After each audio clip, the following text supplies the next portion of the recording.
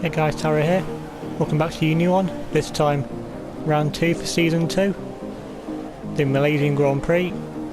Here in qualifying, and hopefully this race I have a lot better qualifying, because me and Grosjean after the first race, you see Grosjean there from the front, seemed pretty evenly matched, and Grosjean looked to have the pace in qualifying, while I looked to have the pace in the race, so hopefully we can utilise that and hopefully get a good result. So now going to do a few laps in qualifying, hopefully get a good result. Now it's time to take you through the full qualifying report. Nico Rosberg will make it 2 for 2 on pole positions, taking pole by almost half a second from Jenson Button in a second, and Buemi in the other Williams start third. A difficult session for both of the Ferraris. Hamilton came managed 4th, with Vettel in 5th. Once again, the Red Bulls were lacking pace over one lap. Ricciardo lined up 6th, with his teammate Jean-Eric Vergne in 7th. Bottas would have started from 3rd if it wasn't for the 5-place grid penalty he received for the 2 illegal overtakes on both the Madame Mauritius last time out, and the Force Indias of Hulkenberg and Perez complete the top 10. Grosjean just missed out on a place in Q3 and he'll start from 11th, with Felipe Massa in 12th, encouraging signs from the McLaren team that they can achieve a good result in the race.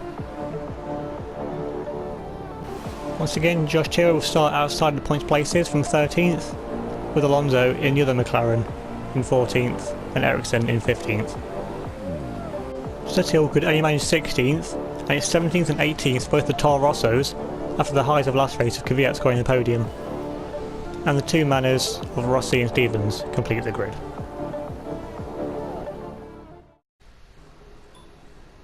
Taking a quick look at the race strategy, another one stop as usual.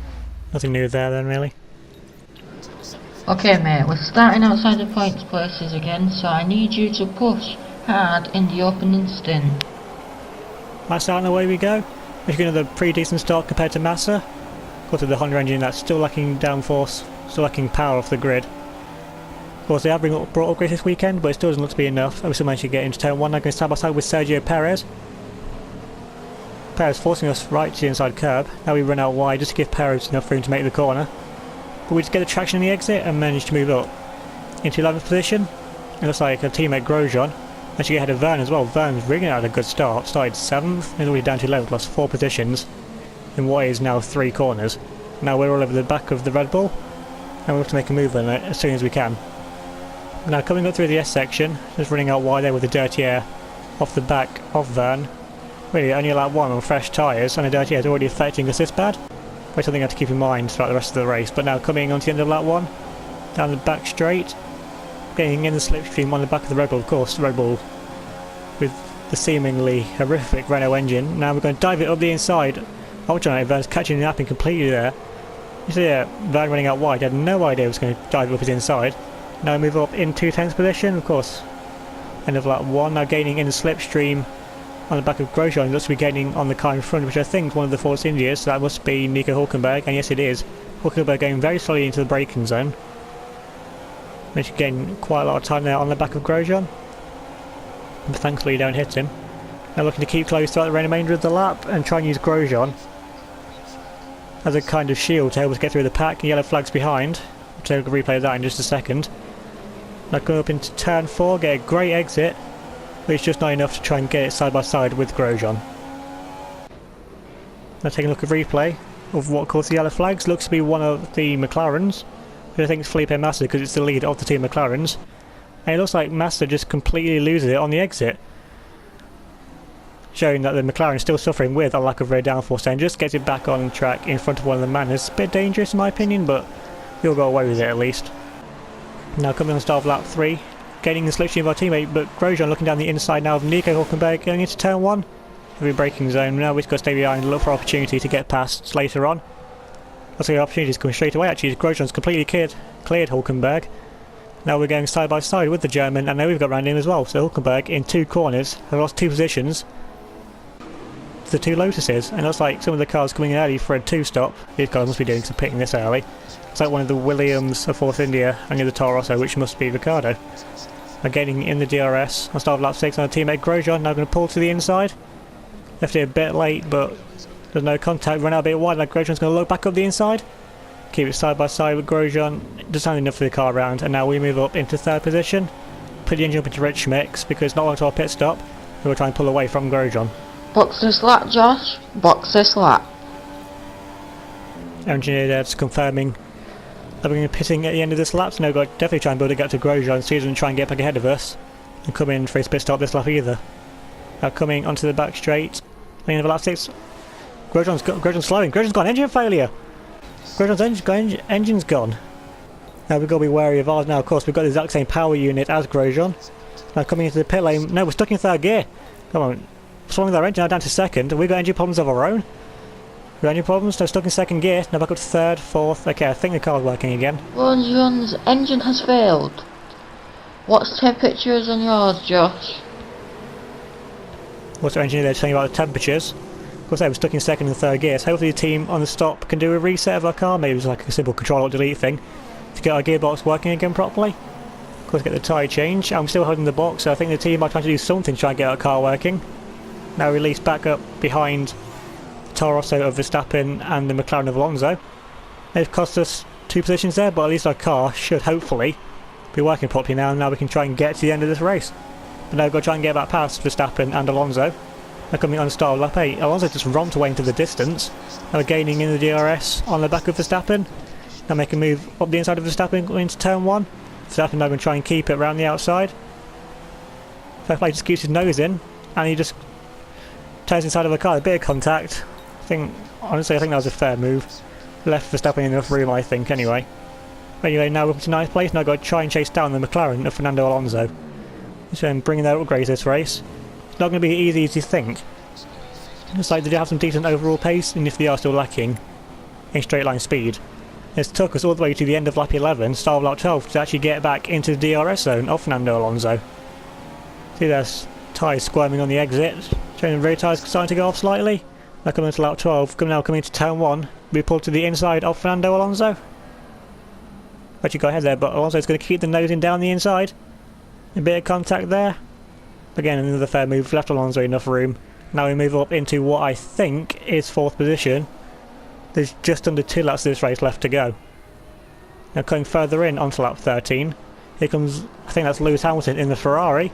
Now looking around the outside of Fernando Alonso, with us just up front there in the distance. And that's really not much of a gap at all. Hamilton's going to be trying chasing us down furiously now to try and take our 4th position. With the way he's just over 1 lap left to go in this race. And you must say Rosberg currently in 3rd, starting on pole. So once again Rosberg reuniting the pace in the race. Now coming onto the final lap, we've got Hamilton gaining in the DRS zone. Hamilton looking to the left, let's him go to the right. Hamilton's going to pull to the inside.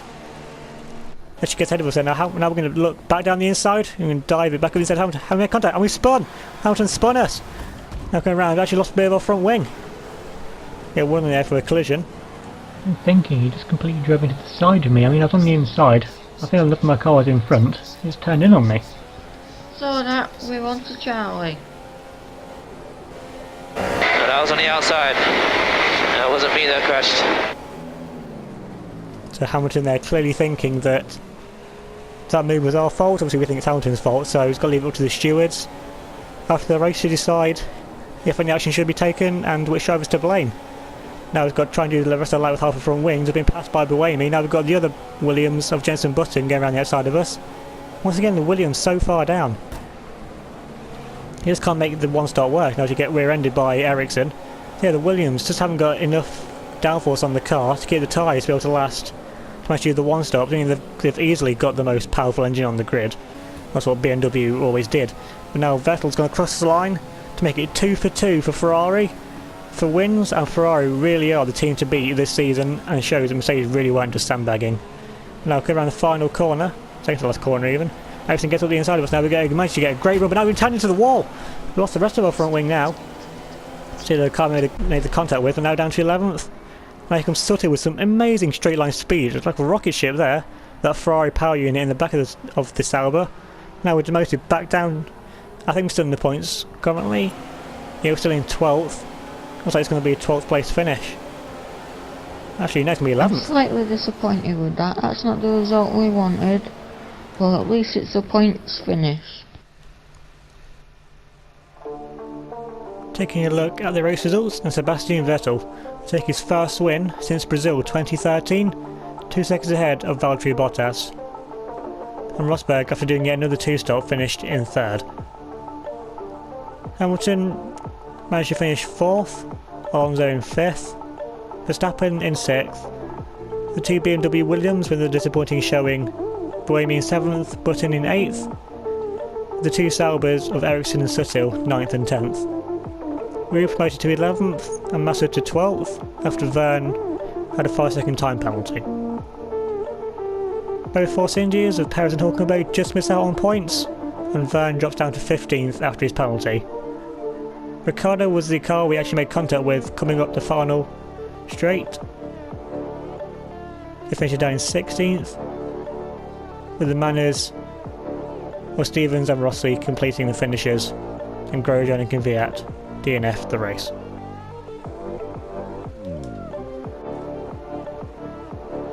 With the top 4 in the championship finishing top 4 in the race, Lewis Hamilton now only has a 3-point lead over his ex-teammate Nico Rosberg, with Sebastian Vettel in 3rd on 24 points, and Valtteri Bottas just about hanging on in 4th on 20 points.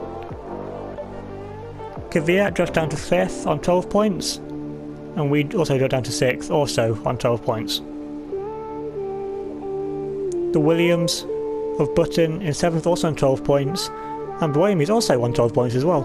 Just noticed that, 4 cars in a row on 12 points. Alonso in 9th on 10 points, with Verne in 10th on 8 points, with Verstappen and Ericsson rounding out the top 12.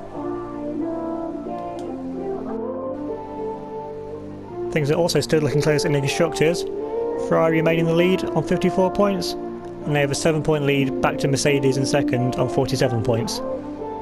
And then there's a 23-point gap back to Williams in 3rd, with Toro Rosso in 4th, Lotus in 5th on 12 points, McLaren in 6th on 10 points, and so far it's only Alonso's points. And the same can be said for Red Bull in 7th with the 8 points, that's only Verne's points so far.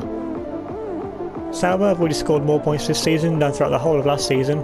They're on 8 points, Force India down in 9th on 3 points, and still it's Malaysia that are yet to score.